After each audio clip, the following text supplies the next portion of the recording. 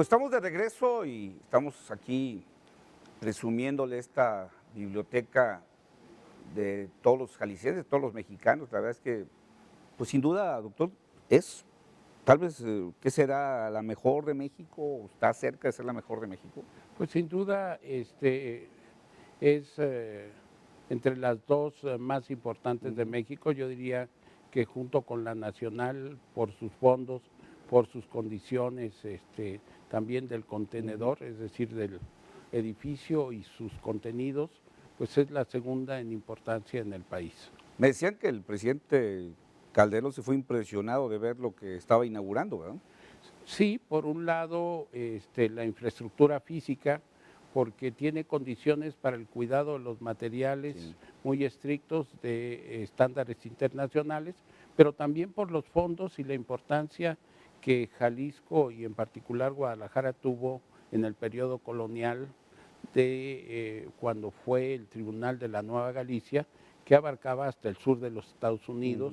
Y bueno, de pronto nos encontramos en la biblioteca una serie de obras, como pueden ser las leyes de Indias, que siendo abogado él pues inmediatamente identificó las 7 partidas en la edición de 1566 Sí. y una serie de textos, la primera Constitución de Cádiz impresa en México y algunos otros que tenemos en el Tesoro, que realmente son unas maravillas de libros que están conservados en la biblioteca. Porque ese es otro de los orgullos que tenemos que tener los jaliscienses, de saber que ahí, en esos edificios, está guardada parte de nuestra historia, de documentos con un valor histórico verdaderamente impresionantes. Me tocó ver esta parte y bueno, la verdad es que llama la atención y uno se emociona de ver pues obras del siglo, pues tienen hasta acá del Siglo XV. XV, los Ujú. incunables que tenemos Sí. ahí,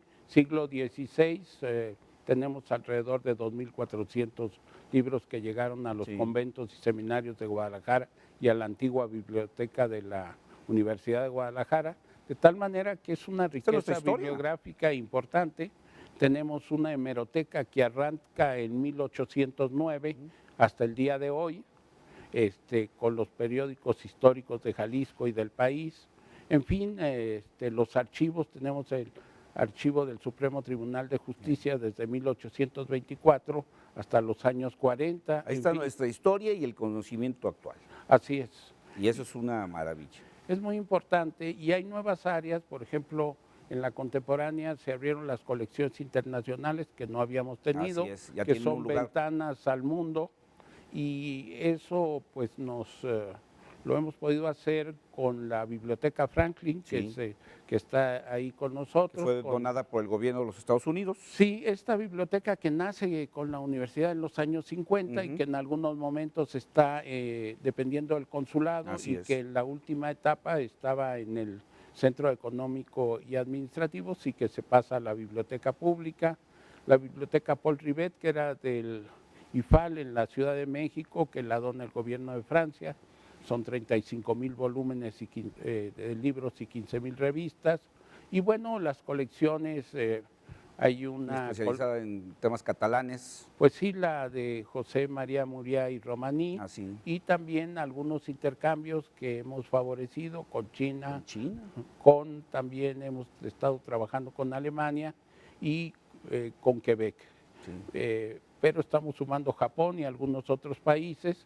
La idea es que sirva esto también para establecer una serie de relaciones académicas y culturales con estos países. Hay otro par de áreas que a mí me gustaría subrayar. Una es donde usted, si quiere aprender un idioma, lo puede hacer directamente a través de un software que tienen instaladas unas computadoras en un área, y usted puede, no solo en la parte de la escritura, de la lectura, sino también hablar, y puede aprender un idioma a su ritmo, yendo a aprovechar estas tecnologías. Pero también está el fondo que dejó don Emilio García Riera, especializado en cine. En cine.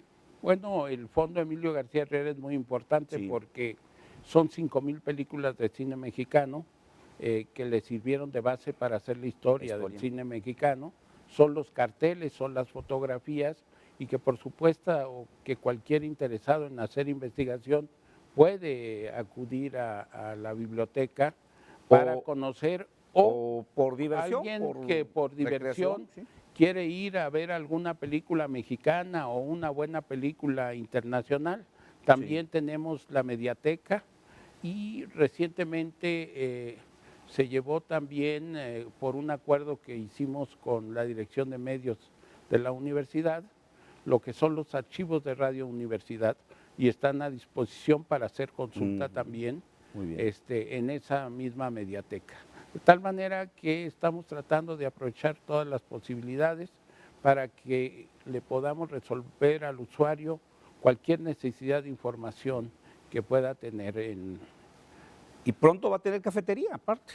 no, por supuesto, la cafetería Es está muy obligatorio. ligada a los Sí. libros y por supuesto que tampoco es la biblioteca en el sentido rígido que se No, no, no. piensa de la biblioteca en un lugar lleno de libros y a veces muy incómodo y muy difícil de trabajar. Es un lugar para ir a pasarse el día completo, si quieren, en algún momento trabajando sus aspectos más formales o escolares de algunos, pero también para leer de manera recreativa y para poder ver una película, escuchar música o simplemente vivir el ambiente de la biblioteca. Pues esta biblioteca, insisto, es para presumirse, pero por supuesto, sobre todo, es para usarse y para aprovecharse, para disfrutarla, para que quienes la tenemos aquí a la mano podamos disfrutarla. Así que ahí están apareciendo, aparte, tenemos manera de llegar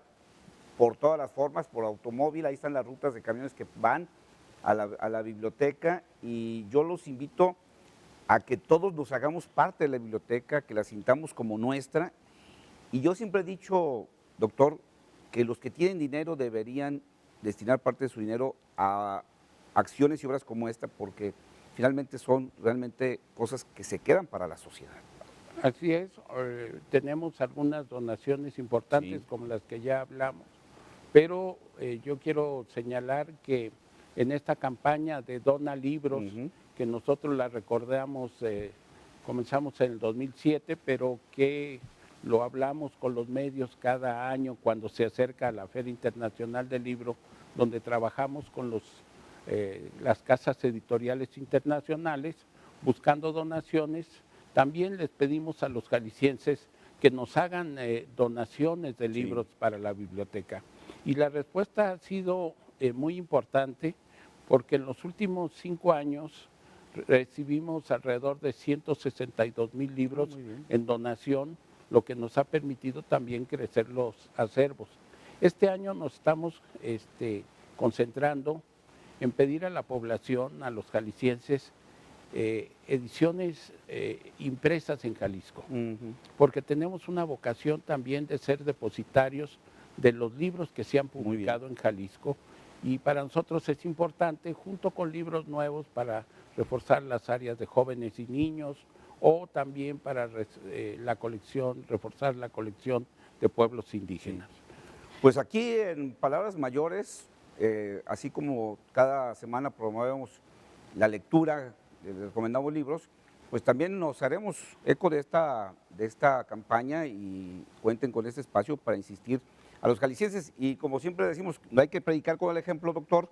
Pues aquí le hago entrega a nombre del equipo de Palabras Mayores de una pequeña donación nuestra para que pues todos vayamos contribuyendo, así como digo que es la mejor biblioteca de México, a que al ratito podamos decir que es la mejor de muchos lugares del mundo. Así es, yo le agradezco mucho y por supuesto le haremos llegar el agradecimiento, y nuestras donaciones llevará el nombre de Palabras Mayores para que los usuarios sepan que ustedes lo donaron. Gracias por acompañarnos a presumir esta biblioteca, y nos despedimos de esta entrevista con las Palabras Mayores, precisamente del doctor Juan Manuel Durán Juárez, director de esta magnífica biblioteca que tenemos en Jalisco.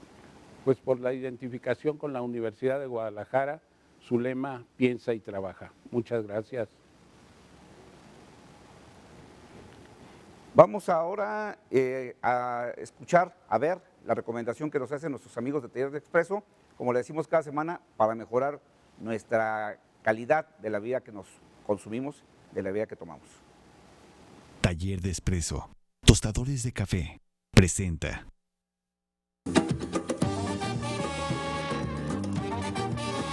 ¿Qué tal? Soy Pedro de Taller de Espresso. Ahora les voy a hablar sobre una parte muy importante en la preparación de café, que es el molido. Si por fortuna podemos moler nuestro café en casa, pues sería mucho mejor, porque este es mucho más fresco. Si donde compramos nuestro café no lo muelen, es muy importante que nos lo muelan de manera adecuada, de acuerdo al método de preparación. Por ejemplo, si tenemos una prensa francesa en casa, o un método de extracción por medio de un filtro de papel. Esto es muy similar a las cafeteras que hay en oficinas o en nuestra misma casa. Voy a empezar a moler un poco de café.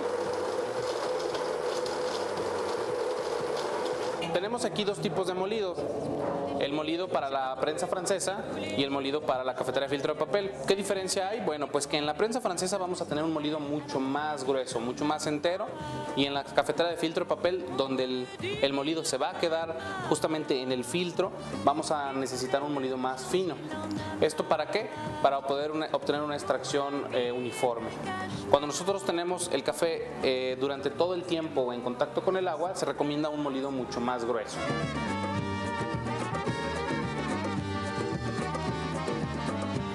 Taller de Espresso, Tostadores de Café, presentó.